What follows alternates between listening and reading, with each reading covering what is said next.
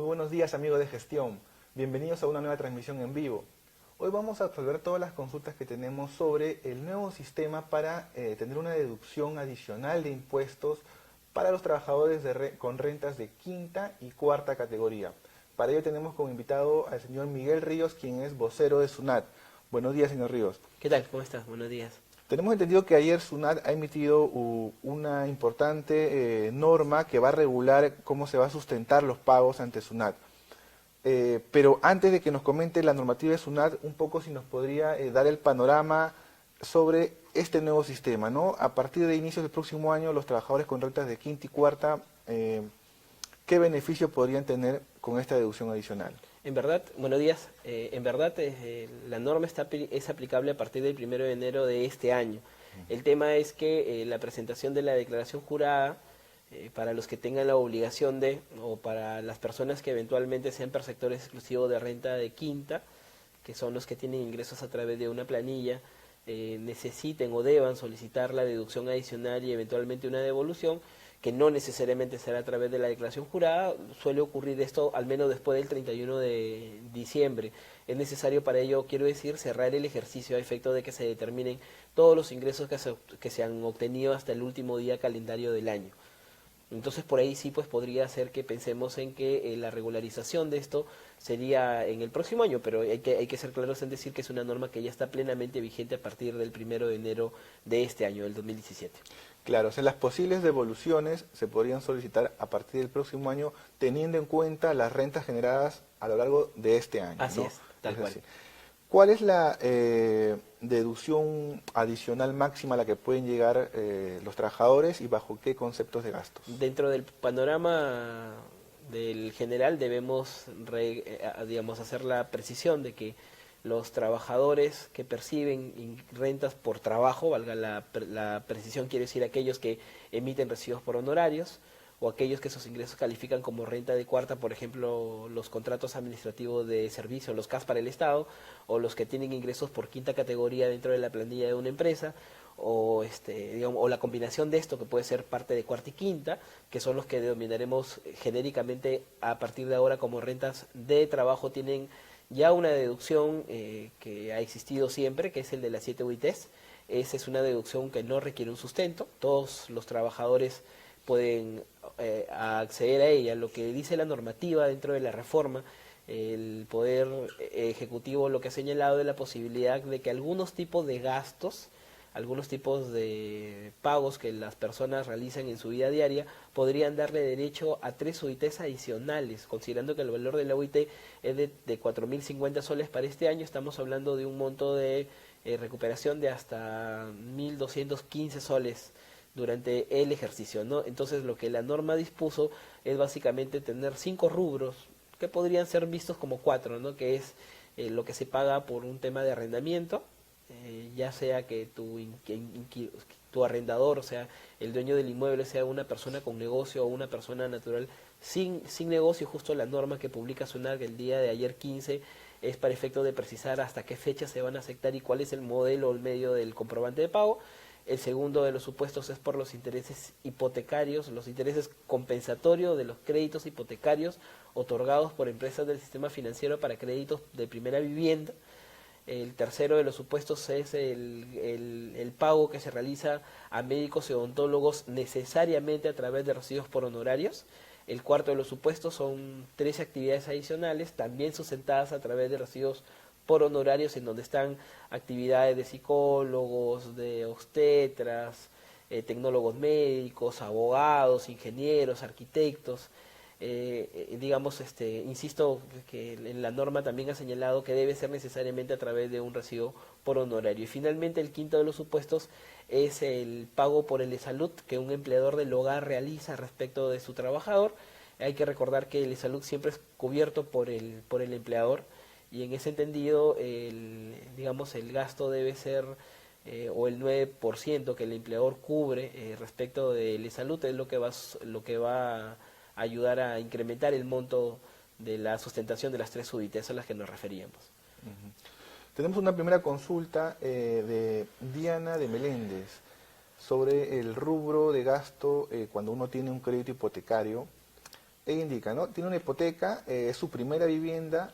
¿Qué documentos le debe pedir al banco para acceder a esta deducción? Lo que siempre ha dicho nuestro reglamento de comprobante de pago es que el usuario podría solicitarle al banco le emita un documento autorizado. No obstante, podría también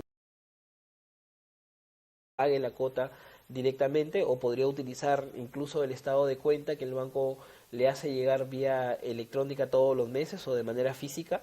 Es indistinto en todo caso, pero lo que hay que advertir ahí es que ya sea el documento autorizado o cualquiera de los otros que el banco eventualmente le pueda hacer entrega, suelen no discriminar el monto de los conceptos. Quiero decir, solamente está el valor de la cuota, en lo que ha dicho la norma, que solo me da derecho al crédito o al gasto adicional, los intereses compensatorios. Hay que recordar que dentro de una cuota podríamos tener más de un concepto, ¿no? Que es el valor del capital mismo o del préstamo, del financiamiento, el interés compensatorio, el moratorio y algunos gastos administrativos o el seguro de gravamen. Entonces la idea es que el usuario pueda conocer exactamente el monto de la cuota que le corresponde al compensatorio, ¿no? Que es una parte importante de la cuota además, pero es el dato que eventualmente el contribuyente debe tener claro.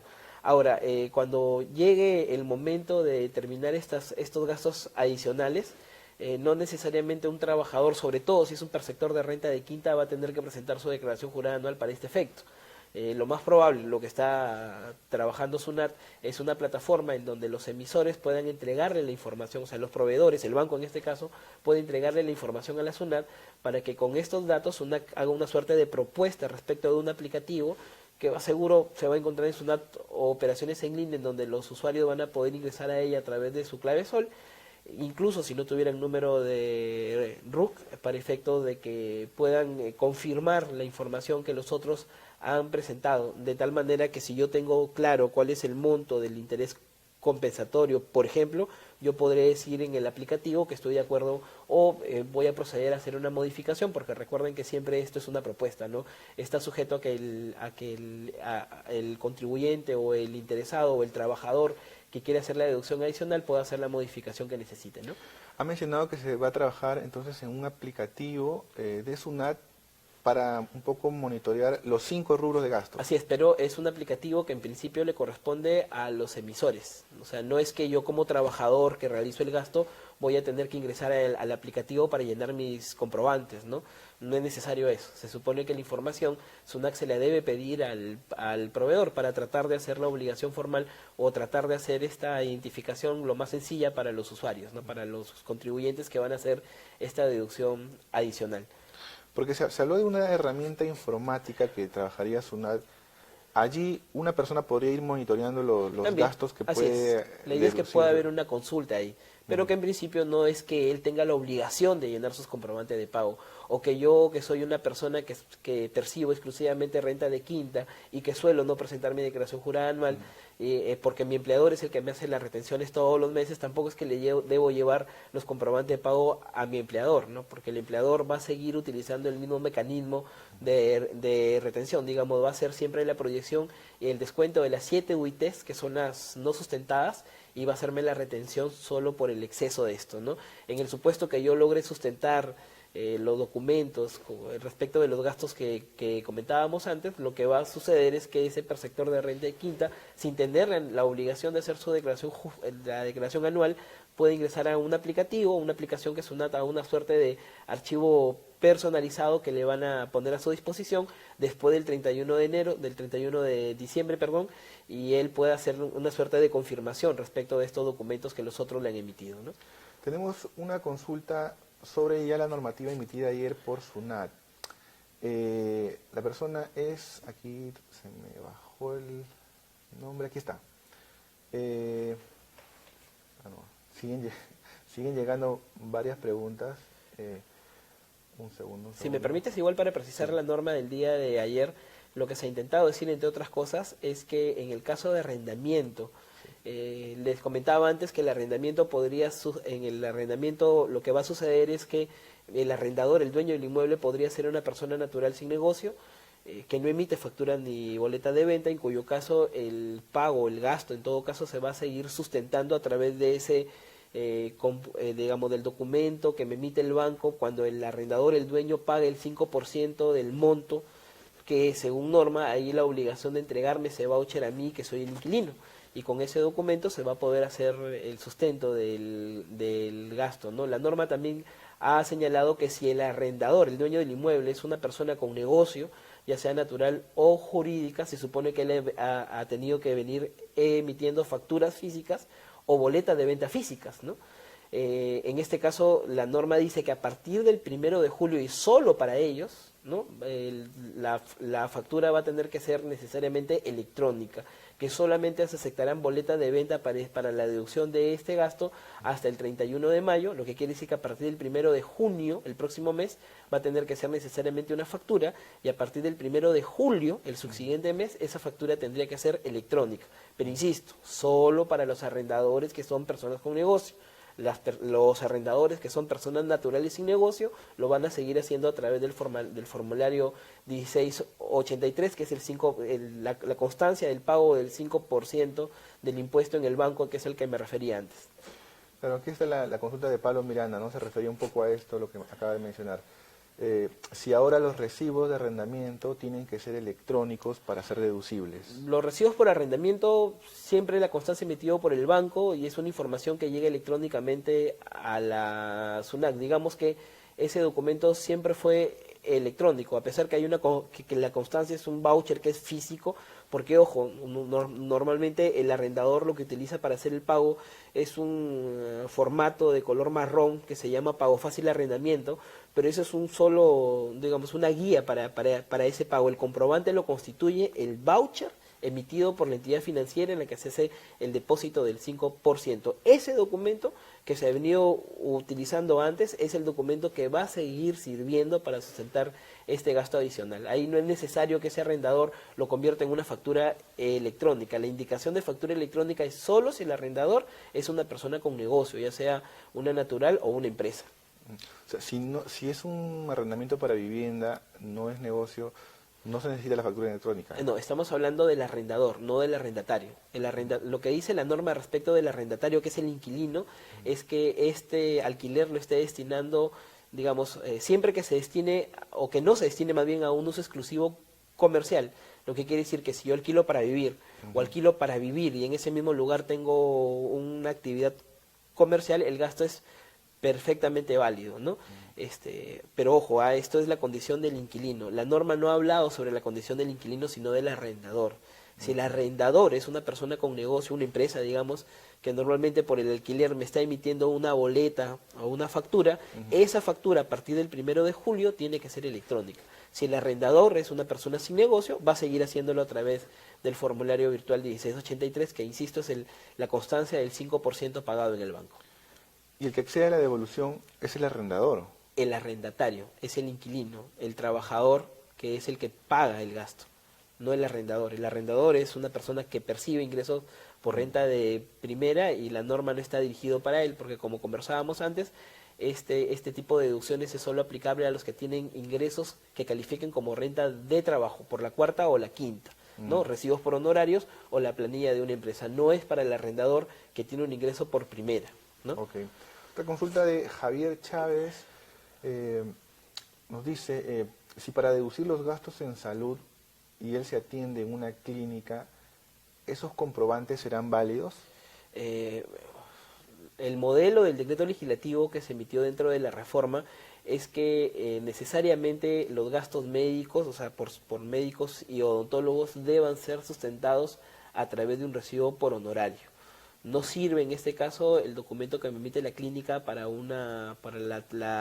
digamos, por un EPS o por el copago o porque me voy a atender directamente en ella. Recuerden que la intención de la reforma había sido ayudar con la formalización de algunas actividades.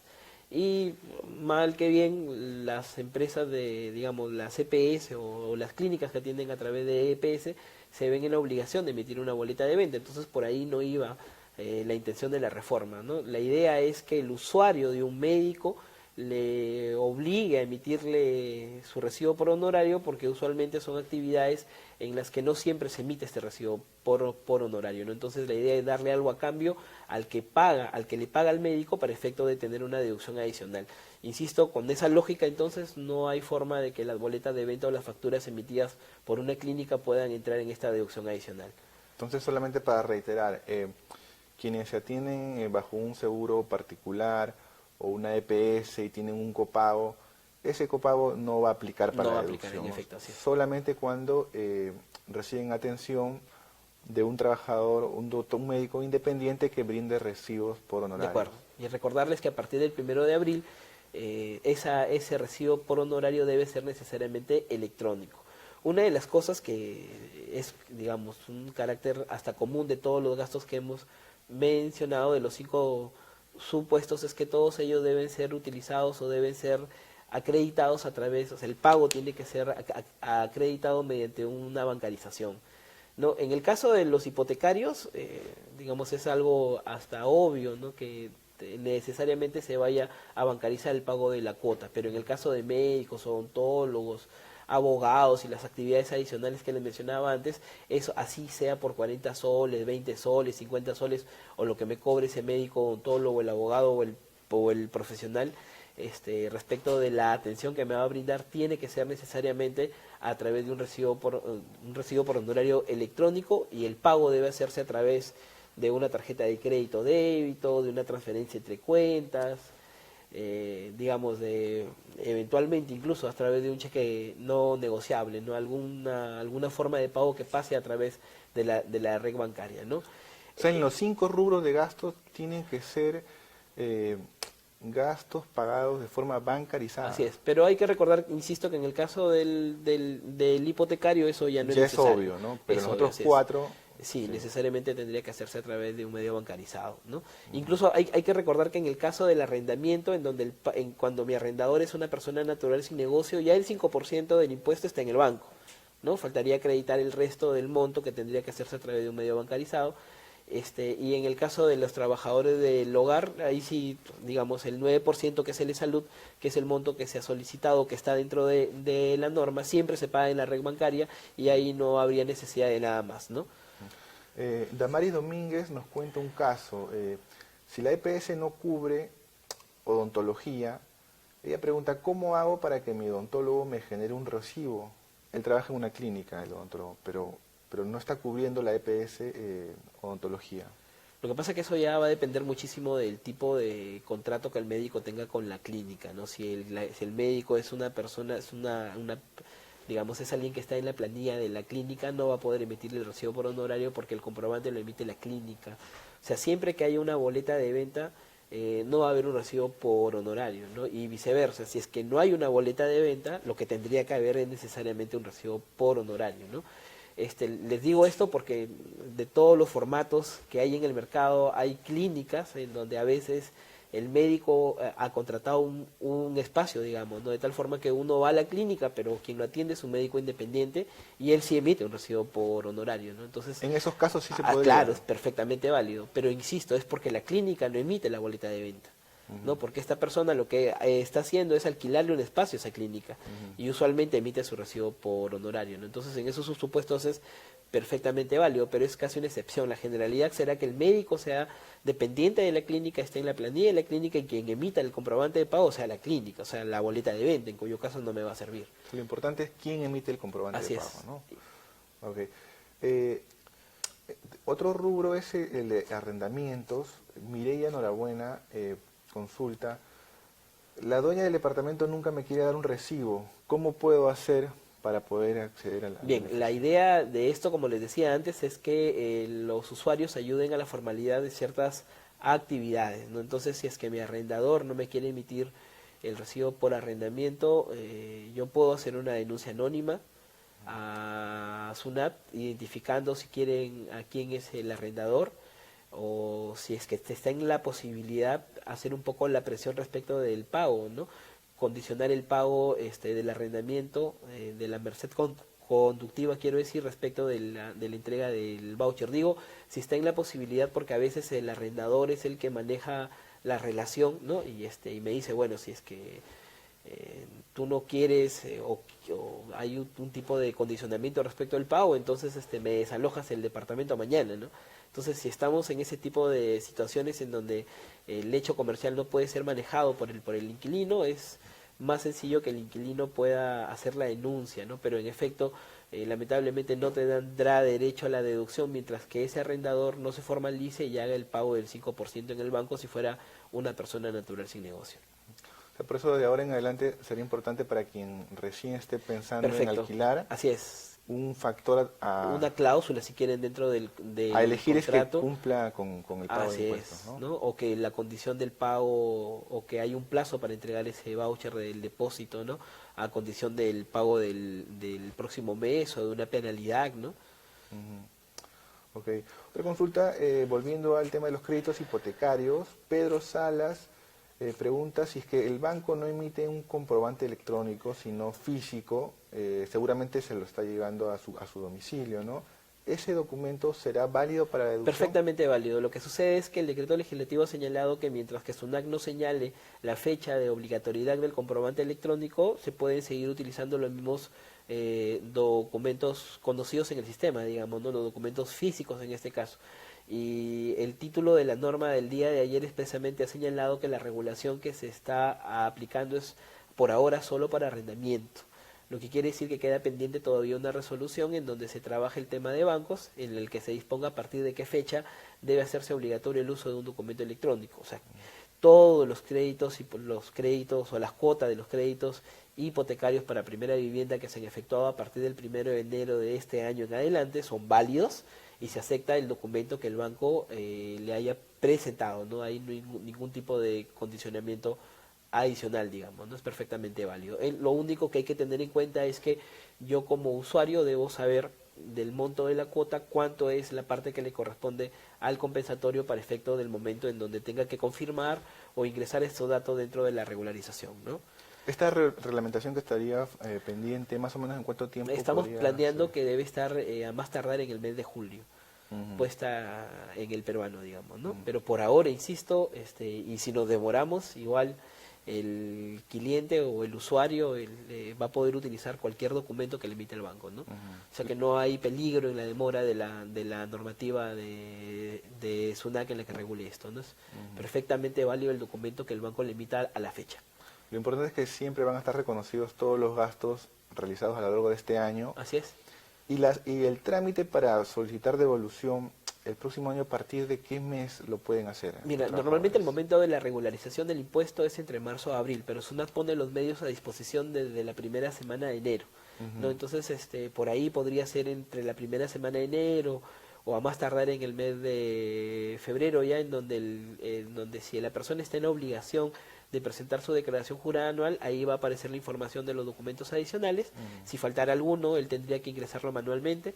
Si se trata de un perceptor exclusivo de renta de quinta, que no tiene la obligación de presentar su declaración anual, estará el aplicativo al que me refería antes, en donde va a poder hacer la confirmación de todos los documentos, y si le falta alguno o si está errado otro, puede hacer la modificación que correspondan, ¿no? En ese mismo momento ingresar su código de cuenta interbancario, para efectos que SUNAT, cuando reconozca el monto, se lo deposite directamente a la cuenta que él ha consignado, sin necesidad de que él deba ir a solicitar un cheque, a ir al Banco de la Nación, ¿no? Sino que a través del código de cuenta interbancario se le puede hacer el depósito directamente del monto a su cuenta, que no necesariamente debe ser incluso su cuenta de haberes, podría ser válidamente una cuenta de ahorros incluso. No es una modalidad que ya se empezó a aplicar a partir de las devoluciones de este año, ¿no? Y que seguro se va a generalizar para el próximo ejercicio. ¿Cuánto tiempo tomaría hacer tramitación desde que uno hace la solicitud hasta que dé la respuesta? El tiempo promedio que nos hemos tomado este año ha sido entre 15 a 21 días.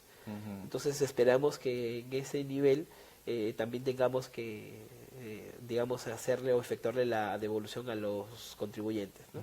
Los trabajadores independientes están más familiarizados con la declaración. Sí, claro. Y ahora los trabajadores en planilla van a tener que hacer esa declaración? No, ¿o no es una declaración. Como le decía, los trabajadores que no están en la obligación de presentar su declaración jurada anual y que no obstante tienen necesidad de sustentar estas 3 UITs adicionales van a tener una aplicación que si quieres es en el mismo modelo de nuestro formulario virtual para la DJ anual, pero que no constituye una declaración jurada anual. Es más, la información va a estar propuesta para efectos que él solamente confirme o modifique, o si faltara algo, eventualmente ingrese. Pero no es una determinación en donde yo diga mi ingreso es tanto, la deducción es tanta, no sé, pues por ahí mi ITF es tanto, ¿no? Es mucho más sencillo que eso, ¿no? Justamente pensando en la facilitación, en la formalidad que debe cumplir el contribuyente para acceder a este beneficio. Va a ser como un formulario. Es un formulario virtual, necesariamente. Es una plataforma, es una suerte de archivo personalizado o cuenta, digamos, que donde están identificados todos los documentos que a lo largo del año los otros han emitido en nombre mío. Ya sea en documentos electrónicos, en cuyo caso SUNAT tiene la información en primera mano, ¿no? En línea casi, y si se tratan de documentos físicos que se han venido emitiendo del 1 de enero hasta la fecha, hasta las fechas que ha señalado la norma, por ejemplo, van a digamos, los emisores, los arrendadores en este caso, van a tener que ingresar a la plataforma, ¿no?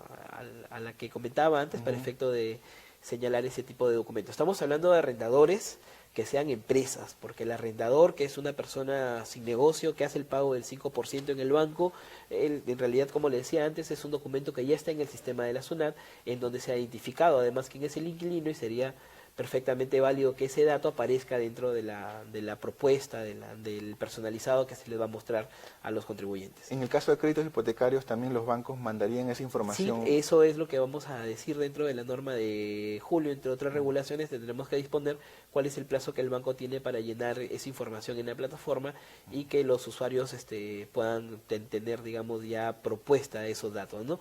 Pero insisto, si no estuvieran, eventualmente a alguno de ellos, el usuario igual va a tener la posibilidad de editar esa propuesta y de poder consignar la información que él tenga, digamos, a la mano. Por eso es, bajo esta lógica uno dice, si es así, entonces ¿por qué yo necesito conservar mi comprobante o mi documento o mi constancia de la bancarización? Porque eventualmente va a aparecer información que no es cierta, ¿no? O que hay que modificar, y la única forma de saber cuál fue ese dato es con el documento que yo tenga a la mano, ¿no? La que eventualmente SUNAT me pediría dentro de un procedimiento de verificación. Por eso, a pesar de que SUNAT vaya a tener estos datos de manera propuesta, la idea es que ustedes puedan conservar los documentos que sustentan cada uno de estos gastos de los que comentamos ahora, ¿no? O sea, en ese formulario que está trabajando SUNAT para ya usarlo del próximo año, saldría incluso la propuesta de devolución para el usuario. Claro. Tal cual, todo listo. Yo solo, si estaría de acuerdo con todos los datos, lo único que tendría que hacer es poner mi código de cuenta interbancario y dar clic en aceptar, ¿no? Wow, genial. Y esto podría estar a fines de enero, entre fines de enero y inicios de febrero. De febrero, para el momento de la revisión. Hay que recordar que esto ya es así para la DJ anual, ¿no? Que usualmente las personas independientes que emiten recibos por honorarios ya ingresan a una propuesta en donde se ha perfeccionado en los últimos años, es idéntica en casi todos los casos, de tal forma que lo único que hay que hacer es ingresar, dar 2 clics adicionales y generar, no poner también el código de cuenta interbancario cuando corresponda y generar digamos, la constancia de la declaración, ¿no? Son un par de pasos más en la declaración si quieren, pero igual es bastante más sencillo de lo que teníamos antes en un mundo papel, ¿no? Si es que falta en ese formulario un gasto que quiera yo lo sustentar, puedo incorporar. lo incorporo. Así es solo una propuesta. Y con los documentos que se Claro, requieren. pero en ese momento, digamos, los documentos me sirven para tenerlos a la vista, no es que en ese momento lo debo escanear, adjuntar, ¿no? O sea, eventualmente SUNAT se los pediría, ¿no? Okay. Pero de manera aleatoria en todo caso, no es que a todos los declarantes, ¿no? En el caso de los gastos médicos en salud, Damaris Domínguez consulta hasta a quiénes puedo, a qué familiares también puedo gastar en salud y también que sirvan para la deducción, hasta qué grado de consanguinidad. La norma lo que ha señalado es hijos, no ha hablado de grado de consanguinidad. Sabemos que en el Código Civil familia tiene una definición que dice hasta el 4º grado de consanguinidad y 2º de afinidad. En el caso de la norma ha sido más precisa que eso y ha dicho hijos menores de edad, mayores con una discapacidad certificada o tu cónyuge. ¿no? En el caso de los hijos son mi primer grado de consanguinidad, ¿no? Y el caso de mi cónyuge, bueno, del unis carnis soy uno solo, entonces es más fácil la identificación a través de estos términos que hablar de la consanguinidad, digamos. Los usuarios nos piden que hablemos un poquito más alto, que no nos están escuchando muy bien. Perfecto. Y una consulta de Víctor Flores sobre el tema del arrendamiento. Él dice, se supone que el arrendatario es el que paga el 5%. Entonces la devolución es para el que paga el impuesto o el inquilino. Es un poco la duda que yo también tenía, Ya, ¿no? claro. Si podría volver a responder. Por ejemplo, si yo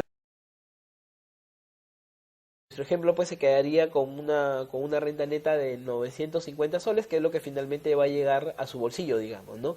Pero no obstante, a quien se le está beneficiando con esta medida es a la persona, al inquilino, que está pagando los 1.000 soles.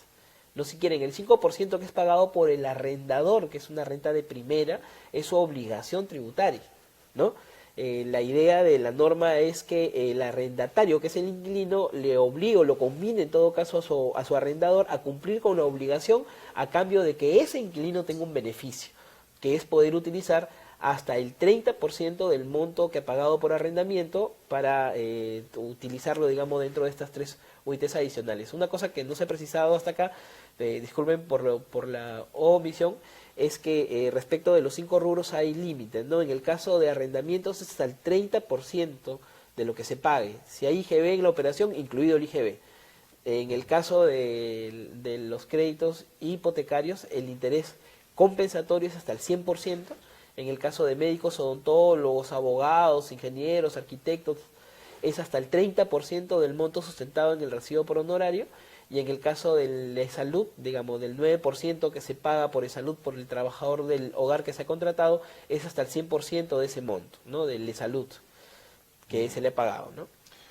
Unas últimas consultas pequeñitas, porque ya estamos con el tiempo full, es en el caso de los trabajadores de quinta categoría, el trámite lo va a hacer netamente el trabajador, ¿no? Así es. La empresa... No el empleador. El empleador va a seguir haciendo la retención como la conocemos, tomando las 7 UIT de deducción, haciendo la proyección al 31 de diciembre y aplicando la retención todos los meses. Si esa retención lograra ser en exceso después de que yo, trabajador, pueda sustentar mis 3 UITs adicionales con la SUNAT, es que vendría el monto de la devolución. Pero con el empleador no hay nada de esto. O sea, no es que, como les decía antes, yo llevar mis comprobantes de pago al empleador, porque el empleador va a seguir aplicando el procedimiento que hacía el 2010, el 16, digamos. No sé, el procedimiento es exactamente igual. Con el empleador no hay nada de esto. Es un tema con la SUNAT. Okay. Leudan Izaguirre pregunta si los pagos por servicios básicos de agua o luz serán válidos para deducir el gasto, ya sea por alquiler o propio. Ya, en el caso de luz y agua, en principio la norma no ha dispuesto nada de esto, ¿no? Son los 5 conceptos. Es decir, dentro del arrendamiento, lo que se ha pactado es que, por ejemplo, yo pago 1.200 soles y ahí está incluido teléfono, agua, luz, ese monto, esos 1.200 soles son los que se van a utilizar, o sea, el 30% de los 1.200 soles. No es que se va a hacer una discriminación de, vamos a decir, ¿sabes qué? No, arrendamiento eran 1.000 soles y agua, teléfono eran los 200 soles y eso no entra. No, va a ser el 30% de los 1.200 soles, de la totalidad que se le esté pagando a ese arrendador. O sea que será mejor para el inquilino que tenga incluido. Así es, que esté dentro de la merced, ¿no? De la renta que se paga todos los meses, el monto de los servicios, ¿no? Ok, Damaris Domínguez pregunta si los gastos de abogados, contratación de abogados, van para deducción de gastos. Ah, sí, claro, dentro de las 3 actividades adicionales estaba el abogado, el psicólogo, el tecnólogo médico, los tetris, el arquitecto, el ingeniero, el entrenador deportivo, ¿no? El fotógrafo. Claro. Claro. Y ahí se contabiliza el 100% del monto pagado. Ahí, en todo lo que es recibos por honorarios, o sea, tanto médicos, odontólogos como estas actividades adicionales, es el 30% del monto sustentado en recibo por honorario. Ah, el 30%. 30%, no igual que arrendamiento, 30%. En el caso de el interés compensatorio y en el supuesto del 9% de la salud, ahí sí es el 100% del monto que se está pagando. Y la última consulta de Vicky Roncal, en el caso de los créditos hipotecarios, ¿qué pasa si es que ella hace una amortización, un prepago, ¿eso va a ser válido para considerar para la deducción? Ah, claro, porque si finalmente dentro de ese prepago hay un monto que corresponde al compensatorio, se le va a conceder o a permitir. La idea es que el compensatorio esté pagado. Ahora hay que recordar que cuando llega un prepago, usualmente yo pago las cuotas, Pago el capital. el capital y no el interés, No los ¿no? O intereses. sea, va a depender de lo que esté pagando, ¿no? Ahí sí sería muy necesario que el banco mismo me identifique, ¿no? Para efecto de yo como trabajador que va a utilizar la deducción, tener claro qué parte del monto del prepago que he utilizado ha pagado o se ha cancelado el compensatorio y qué parte a la del capital, porque lo que voy a utilizar para efecto de la deducción únicamente es el compensatorio. O sea, si yo he prepagado solo capital, ya no le ayudaría Así es, eso a claro. la deducción. Así ¿no? es, tal cual. Pero sí cuando siga con sus cuotas mensuales regulares, donde ahí sí están los intereses. El compensatorio, ¿no? No el moratorio, no los gastos adicionales, no el seguro de gravamen, solo lo que corresponde a interés compensatorio. El interés compensatorio es el interés regular Así que es, hay así en es, el claro, crédito, el ¿no? que normalmente se pacta, no sé, pues a 10, 15, 20 años a lo que se haya solicitado el crédito, ¿no? Muy bien, señor Ríos. Muchas gracias por su tiempo. Más bien, los usuarios que tengan más consultas sobre el tema, ¿a qué plataforma de SUNAT pueden consultar? ¿Teléfonos, webs? Ya hemos desarrollado las aplicaciones, digamos, la infografía, algunos trípticos que están colgados en nuestra página web, o si no, llamar a nuestra central de consultas, o pueden acudir al centro de servicios más cercano a ellos para que puedan solicitar una información a lo mejor más personalizada o en detalle, ¿no? En el Facebook de SUNAT y en el Twitter también hemos visto bastante información Sí, didáctica, las ¿no? infografías en donde ya se ha puesto alguna información de esto, ¿no? Ok, muchas gracias por su tiempo, amigos. Con nosotros será hasta la próxima semana. Muchas